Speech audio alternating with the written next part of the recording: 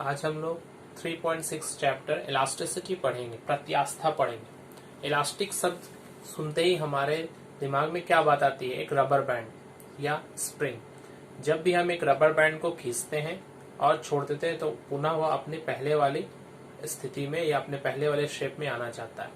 ठीक उसी प्रकार जब हम किसी स्प्रिंग को बहुत दबाते हैं दोनों तरफ से तो वो छोटा आकार ले लेता है, उसके बाद बल को हटा लेने पर वो पुनः अपने पहले वाले आकार में चला जाता है। तो ये जो है इसे हम इलास्टिक या इलास्टिसिटी, इस प्रॉपर्टी को हम लोग कह सकते हैं। तो सबसे पहले देखिए परिभाषा आप लोग, प्रत्यास्था, इलास्टिसिटी का मतलब प्रत्यास्था, ये पदार्थ का गुण है। पदार्थ का वह गुण जिसके कारण उस पर बाह्य बल लगाने पर, जब भी किसी पदार्थ पर बाहर से बल लगाते हैं तो उसमें विकृति यानी कि उसके आकार में परिवर्तन हो जाता है। उसकी लंबाई अधिक थी वो कम हो जाती है, या उसको खींचने पर लंबाई बढ़ जाती है, तो इसे हम लोग विकृति कह रहे हैं, डिफॉर्मेशन, विकृति आती है। यहाँ तक तो समझ में आया कि रबर को खींचे उसमें लंबाई आई, लेकिन जैसे ही इस बल को हम छोड़ देंगे तो वो क्या करेगा? पहले वाले आकार में जाना चाहेगा, पहले वाले शेप में जाना चाहेगा। तो वहां पर देखिए, परंतु बल हटाने पर वह अपनी मूल स्थिति आ जाती है। लास्ट लाइन बहुत इंपॉर्टेंट, ये पूरा इलास्टिसिटी का मतलब ये है कि जब भी हम किसी वस्तु पर बल लगा के उसकी आकृति को चेंज करते हैं और बल हटा लेने के बाद वह जिस गुण के कारण पहले वाली स्थिति में आना चाहता है वही गुण को हम लोग क्या कहते हैं? इलास्टिसिटी या प्रत्यास्था कहते हैं। इलास्टिक लिमिट या प्रत्यास्था सीमा। इलास्टिक लिमिट या प्रत्यास्था सीमा का मतलब क्या है? हम लोगों ने अभी एग्जाम्पल में देखा, जब भी हम रबर बैंड को खींचते हैं और बल हटाएंगे तो पुनः वो अपनी पहले वाली स्थिति में आ जाती है। लेकिन जब हम रबर बैंड को अधिक ज्यादा खींच दें या बहुत दिनों तक अगर उस पर हम लोग प्रेशर लगाते रहें, खींचते रहें, तो उसमें एक परमानेंट विकार आ जाता है, वो कॉन्टिन्यूअस, वो और लंबाई उसकी बढ़ जाती है। उसको बल हटा लेने पर भी पहले जो लेंथ था उससे थोड़ा अधिक लेंथ उसका हो जाता है। तो इसे ही हम लोग इलास्टिक लिमिट कहेंगे, वो बल को इलास्टिक लिमिट कहेंगे जिस बल के कारण ये कॉन्टिन्यूअस या परमानेंट विकृति आया। तो इलास्टिक लिमिट में क्या है? देखिए, प्रत्यास्था सीमा, किसी पदार्थ पर लगने वाले बल की अधिकतम सीमा। इलास्टिक लिमिट क्या है? ये बल की सीमा है, मतलब बल का मान है एक तरह से। अधिकतम सीमा, जिससे अधिक बल लगाया जाए तो बल हटाने के बाद पदार्थ अपनी मूल अवस्था में नहीं आ पाता है। अगर ये इतना बड़ा रबर का बैंड है, अगर इस पर हम बल लगा के खींच दिए, बहुत अधिक बल लगा दिए, जिससे कि ये पुनः छोड़ने पर पुनः अपने पहले वाले लेंथ में नहीं आ पाएगा। तो अगर ये नहीं आ पाएगा तो क्यों नहीं आ पाएगा? क्योंकि उसमें उसके लंबाई में जो स्थायी विकृति शेष रह जाती है।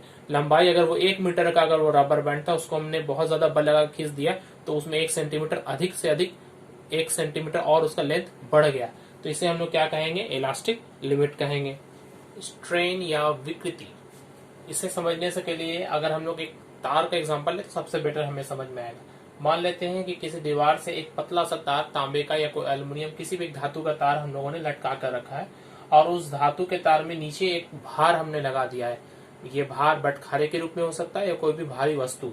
ये जब भार होता है तो ये भार के कारण ये तार को नीचे की तरफ खींचेगा, मतलब इस पर एक बल लग रहा है। तो बल लगने से, चूंकि तार ये एक इलास्टिक मटेरियल है, तो बल लगने से वो तार की लंबाई में क्या होगी? थोड़ी वृद्धि होगी। तो ये लंबाई जो है, ये देखिए यहाँ पर चेंज हुआ, पहले एल लंबाई था, अब ये छोटा एल और बढ़ गया। एल तो है, साथ ही साथ ये एल बढ़ गया। अभी इसका लंबाई कितना हो गया है? L plus small L. तो लंबाई में वृद्धि कितना हुआ? सिर्फ स्मॉल एल। तो इसकी जो विकृति होगी, स्ट्रेन होगी, वो स्ट्रेन को हम लोग क्या फॉर्मूला में कहेंगे? तो यहाँ पर स्ट्रेन जो होता है इन दोनों का रेशियो होता है, change in length by original length, small L by capital L. तो इसे हम लोग, चूंकि लंबाई में ये हम लोगों ने देखा, तो इसे हम लोग कहते हैं लॉन्गिट्यूडिनल स्ट्रेन। लॉन्गिट्यूडिनल स्ट्रेन, लंबाई में होने वाले परिवर्तन को हम लोग लॉन्गिट्यूडिनल स्ट्रेन कहते हैं। लंबाई में परिवर्तन बटा प्रारंभिक लंबाई। इसकी परिभाषा अगर हम देखें तो किसी वस्तु पर जब भी हम कोई बाह्य बल लगाते हैं तो बाह्य बल लगाने के कारण वस्तु में तो कोई विस्थापन नहीं होता है, मगर उस वस्तु के आकार में परिवर्तन होता है, उसका शेप में चेंजेस आते हैं। अब ये आकार में जो बनावट में जो बदलाव आ रहे हैं, ये कितने तरह के बदलाव हो सकते हैं?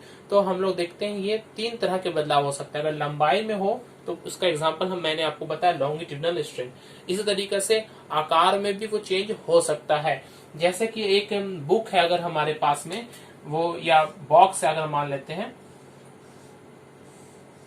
अगर हम इसको इस हिसाब से बल लगाएं, इस पर इस ऊपर में अगर इसको नीचे जमीन पे रख कर इस पर ऊपर से बल लगाते हैं बुक में, तो वो बुक क्या होगा, थोड़ा सा ऐसा आगे की तरफ बढ़ जाता है, मतलब वो कुछ इस रूप में शेप में आ जाएगा। गौर से देखिएगा,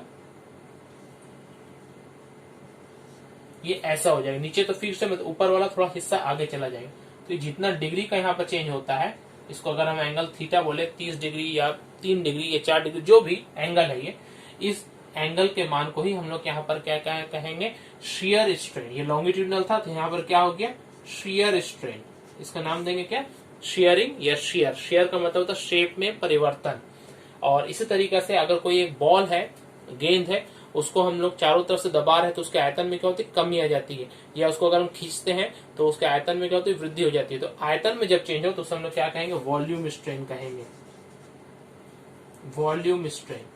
तो स्ट्रेन जो है वो 3 तरह का हो सकता है। अगर लंबाई में हो तो लॉन्गिट्यूडनल स्ट्रेन, और अगर आकार में हो, शेप में हो, तो उसे हम लोग कहेंगे शेयरिंग स्ट्रेन, और अगर आयतन में हो तो उसे हम लोग क्या कहेंगे, वॉल्यूम स्ट्रेन। अब स्ट्रेन के बाद में क्या आता है, स्ट्रेस आता है। गौर से इस चीज को आप लोग समझ ले तो आपको स्ट्रेस भी समझ में आ जाएगा। ये जो लंबाई में परिवर्तन हुआ किसके वजह से हुआ, इस वस्तु के भार की वजह से। तो भार को हम लोग, एक बल होता है ना, तो यहाँ पर एक बल लग रहा है, इसीलिए हो रहा है। तो जब इस वस्तु पे हमने बल लगाया तो इस बल के कारण इसकी लंबाई में परिवर्तन हुआ।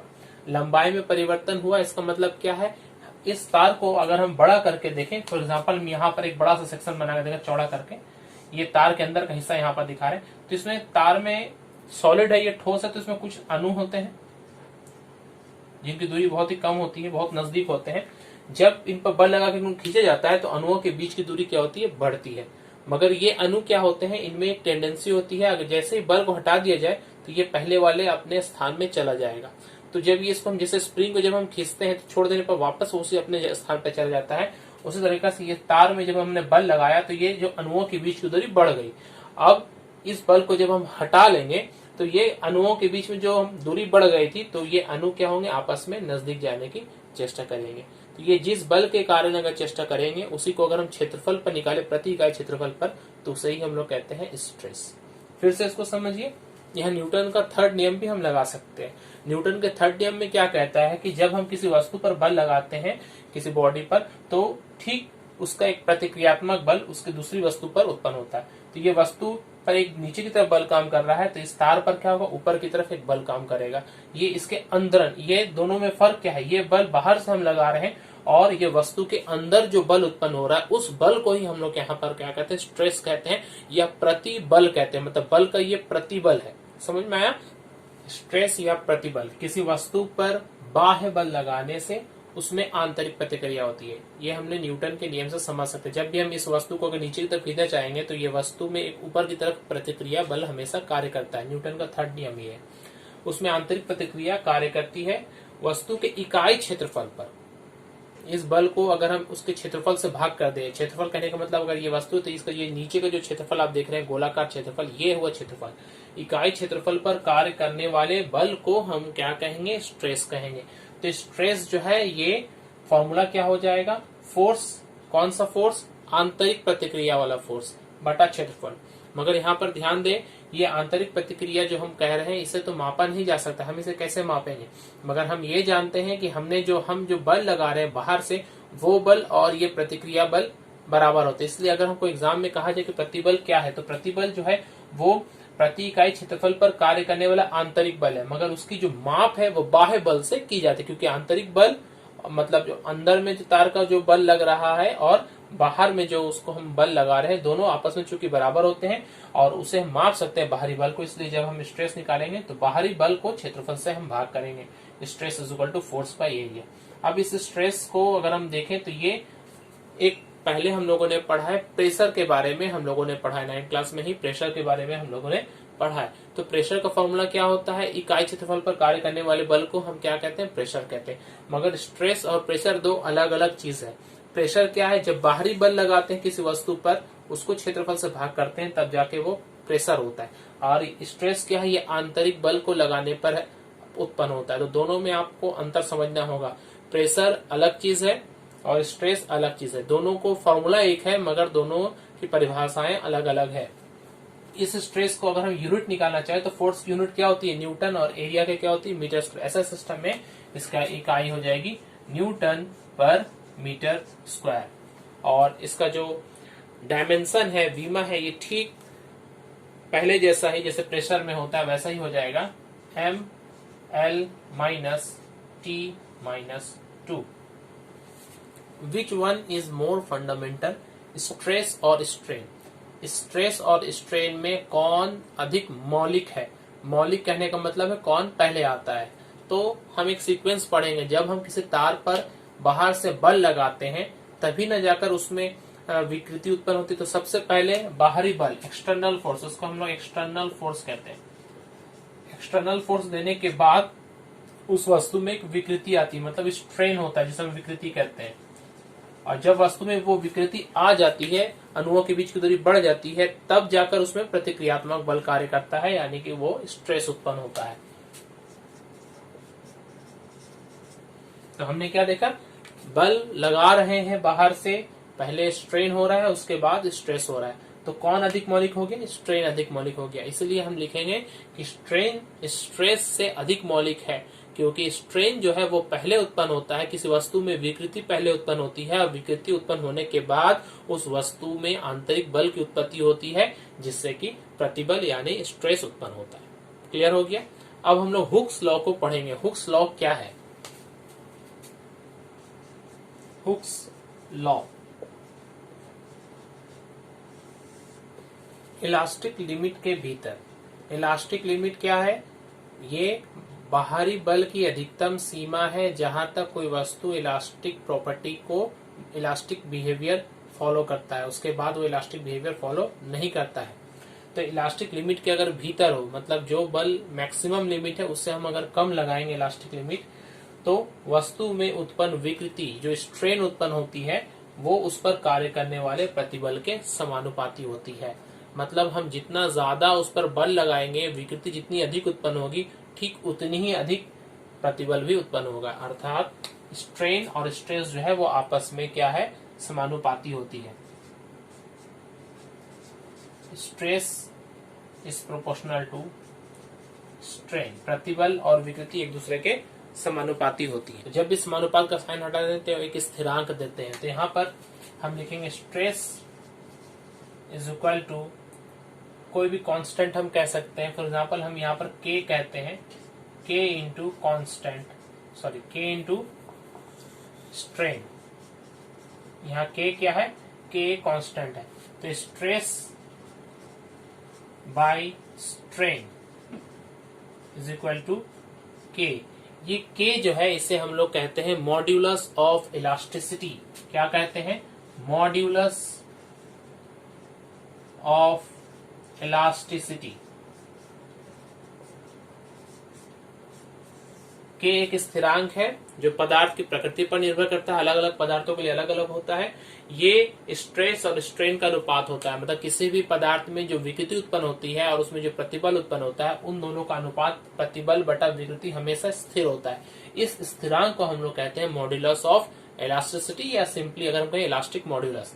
तो ये स्ट्रेस तो सेम है, मगर स्ट्रेन क्या होता है, हर एक पदार्थ में अगर लंबाई में हो तो उसे हम लॉन्गिट्यूडनल स्ट्रेन कहते हैं, और अगर शेप में हो तो उसे शेयरिंग स्ट्रेन कहते हैं, और वॉल्यूम में हो तो उसे वॉल्यूम स्ट्रेन कहते हैं। तो इस हिसाब से मॉड्यूलस ऑफ इलास्टिसिटी भी स्ट्रेन के अलग अलग होने की वजह से मॉड्यूलस ऑफ इलास्टिसिटी भी कुल 3 प्रकार के होते हैं। अगर लंबाई में हो तो उसे हम लोग क्या कहेंगे, लॉन्गिट्यूडनल स्ट्रेन के रहने की वजह से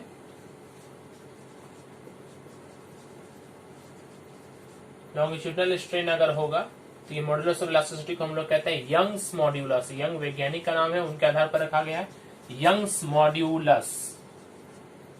यंग्स मॉड्यूलस को हम लोग सिंपल y से डिनोट करते हैं। अगर लॉन्गिट्यूडनल के नहीं हो, अगर शेप में हो, जैसे एक बुक के ऊपर के अगर हम हार्ड कवर को अगर हम ऐसे मूव कराते हैं तो उसे हम लोग कहते हैं शेयरिंग स्ट्रेन। क्या कहेंगे, शेयरिंग स्ट्रेन। शेयरिंग स्ट्रेन इस तरह का जो मॉड्यूलस जब यहाँ पर उत्पन्न होगा तो यंग्स मॉड्यूलस की जगह में हम लोग क्या कहेंगे, मॉड्यूलस भी कह सकते हैं, शेयर मॉड्यूलस या शेयरिंग मॉड्यूलस। और इसका सिंबल S है, या कहीं कहीं G भी लिखा आपको मिलेगा।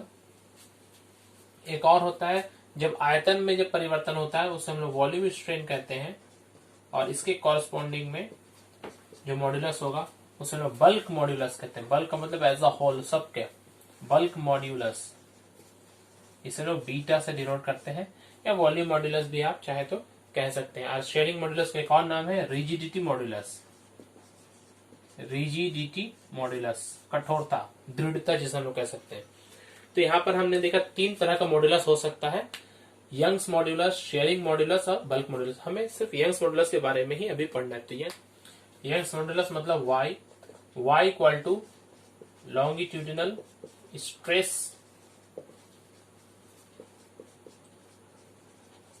बटा लॉन्गिट्यूडिनल स्ट्रेन। लॉन्गिट्यूडिनल स्ट्रेस का फॉर्मूला हमारे पास क्या है, y equal to longitudinal stress होता है F बाई A, और लॉन्गिट्यूडिनल स्ट्रेन हम लोगों ने पढ़ा लंबाई में परिवर्तन बटा प्रारंभिक लंबाई, तो स्मॉल l बटा capital L। Small l change है और ये ओरिजिनल लंबाई है। तो अगर इसे हम लोग कैलकुलेशन करें तो ये नीचे ऊपर चला जाएगा, F into L divided by A into small l। तो y का जो फॉर्मूला हो गया यंग्स मॉड्यूलस का, बल मतलब फोर्स जो हमने लगाया है, कुल लंबाई ओरिजिनल, और बटा एरिया इंटू लंबाई में चेंज। इस हिसाब से हम लोग एक फॉर्मूला बना सकते हैं। एरिया ध्यान रखेंगे, एरिया क्या है, जब भी हम कोई वायर के बारे में ले रहे तो उसका रेडियस हमको दिया रहेगा, उस रेडियस का फॉर्मूला निकालने का फॉर्मूला हम रेडियस जो है वहां से हम लोग उसके फॉर्मूला निकाल सकते हैं एरिया का, पाई आर स्क्वायर। यहाँ पर हम लोग पाई आर स्क्वायर जनरली डिनोट करते हैं, बाकी तो सब सेम रहेगा। हम लोग इस हिसाब से कुछ यंग्स मॉड्यूलस का कुछ क्वेश्चंस करते हैं। यंग्स मॉड्यूलस पर आधारित एक न्यूमेरिकल करते हैं। स्टील रॉड है, उसका अर्धव्यास 1 मिलीमीटर और लंबाई क्या है 1 मीटर है। उस पर अगर हम 100 किलो न्यूटन का बल लगाते हैं, 100 किलो न्यूटन का मतलब होता है, किलो का मतलब 10 का पावर 3, तो 100 इंटू 10 का पावर 3 मतलब टोटल हो गया 10 का पावर 5। 100 kN का बल लगाया गया, तो क्या क्या हमें निकालना है, गणना करने के लिए कहा गया। देखिए स्ट्रेस यानी कि प्रतिबल, स्ट्रेन, विकृति और लंबाई में क्या परिवर्तन हो रहा है। हमें एक हिंट दे दिया गया है कि स्टील के लिए जो y है, यानी कि y किसे कहते हैं हम लोग, यंग्स मॉड्यूलस। यंग्स मॉड्यूलस कितना है 2 इंटू 10 का पावर 11 न्यूटन पर मीटर स्क्वायर। देखिए ये 10 का पावर 11, ये बहुत ही बड़ी राशि है यंग्स मॉड्यूलस। अब हम अगर इसे सॉल्व करने की कोशिश करें तो हम क्या कर सकते हैं।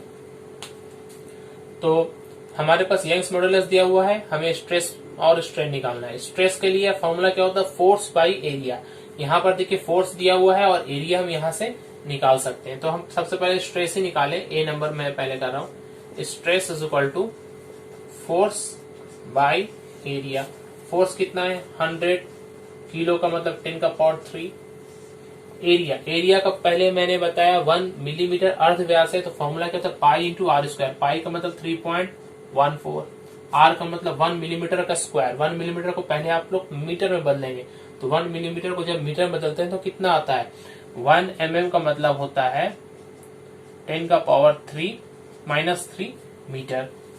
10 का पावर -3 मीटर। सो यहाँ पर क्वेश्चन में 10 mm है, तो 10 mm का मतलब क्या हो जाएगा 10 का पावर -2 मीटर। एक 10 से मल्टीप्लाई हो गया, 10 का पावर -2 से अगर मल्टीप्लाई हो जाए, -2 का स्क्वायर होगा, तो कैलकुलेशन करेंगे तो फाइनल जो कैलकुलेशन आएगा आप लोग करके देख सकते हैं। 3.18 इंटू 10 का 8 न्यूटन पर मीटर स्क्वायर। ये हो गया स्ट्रेस, 3.18 इंटू 10 का पावर 8 न्यूटन पर मीटर स्क्वायर। अब यंग्स मॉड्यूलस से हम स्ट्रेन भी निकाल सकते हैं। y इक्वल टू क्या होता है, स्ट्रेस बाय स्ट्रेन। तो स्ट्रेन निकालना है हमें, तो strain is equal to stress by y। Stress कितना है अभी हम लोगों ने किया 3.18 इंटू 10 का पावर 8, और यंग्स मॉड्यूलस नीचे आ जाएगा। यंग्स मॉड्यूलस कितना है यहाँ पर देखिए 2 इंटू 10 का पावर 11। अब अगर इसे आप लोग कैलकुलेशन करें तो कैलकुलेशन करने के बाद में ये आएगा 1.59 इंटू 10 का पावर -3। 1.59 इंटू 10 का पावर -3। चूंकि स्ट्रेन की कोई इकाई नहीं होती है इसलिए इसकी इकाई 1.59 कोई इकाई नहीं होगी, 1.59 इंटू 10 का पावर -3 होगा। अब लंबाई में परिवर्तन ये आप लोग खुद कर लेंगे। स्ट्रेन बराबर क्या होता है small L by capital L. आपको स्मॉल एल निकालना है, तो स्मॉल एल निकालने के लिए इसको कैपिटल एल से मल्टीप्लाई करेंगे, मतलब 1 मीटर से मल्टीप्लाई करेंगे, तो जो होगा इतना मीटर आंसर हो जाएगा। लंबाई परिवर्तन यही होगा क्योंकि लंबाई तो 1 मीटर ही है। Steel is more elastic than rubber. Rubber से भी ज्यादा इलास्टिक स्टील होता है। ये सुनने में हमें थोड़ा अभी अटपटा लग रहा है, मगर अगर हम साइंस की नजर से देखें तो ये बहुत ही आसान है इसे समझना। इलास्टिक किसे हम कहते हैं, हमारा धारणा क्या है, जिसे खींचने में बहुत आसानी उसे हम लोग इलास्टिक कहते हैं, मगर साइंस में ठीक इसका उल्टा है। जिसे खींचने में जितनी ज्यादा डिफिकल्टी हो, जितना अधिक बल लगाना पड़े, उसे हम लोग वो ज्यादा इलास्टिक कहेंगे। तो आप सोच के देखिए, रबर और स्टील में अगर आपको समान दूरी तक खींचना है, 1 मीटर का आपने स्टील रॉड लिया और 1 मीटर का आपने रबर लिया है, तो 1 मीटर से अगर आपको 1 सेंटीमीटर भी अगर बढ़ाना है तो रबर में बहुत आसानी से बढ़ा सकते हैं, लेकिन अगर स्टील में बढ़ाना हो तो आपको कई हजारों गुना अधिक बल लगाना होगा। या इसको दूसरे भाषा में अगर हम समझे तो कैसे समझ सकते हैं, स्टील और रबर दोनों में समान विकृति उत्पन्न करने के लिए रबर की अपेक्षा स्टील में अधिक बल लगाया जाता है, इसलिए स्टील जो है रबर की अपेक्षा अधिक इलास्टिक है। जिस पदार्थ में विकृति उत्पन्न करने के लिए हमें जितने अधिक बल लगाने की जरूरत होगी उसे हम ज्यादा इलास्टिक कहते हैं। शायद स्टील जो है बहुत अच्छा इलास्टिक मटेरियल है, इसलिए जितना भी स्प्रिंग है गाड़ियों में आप देखते हैं सब स्टील का ही बना होता है। रेल की पटरियों का आई शेप का होना। आप रेल की पटरियों को अगर आप सामने से देखें तो वो इस तरह से आई शेप होती है। क्या कारण है कि ये आई शेप है, कि वो पूरा स्क्वायर क्यों नहीं होता है?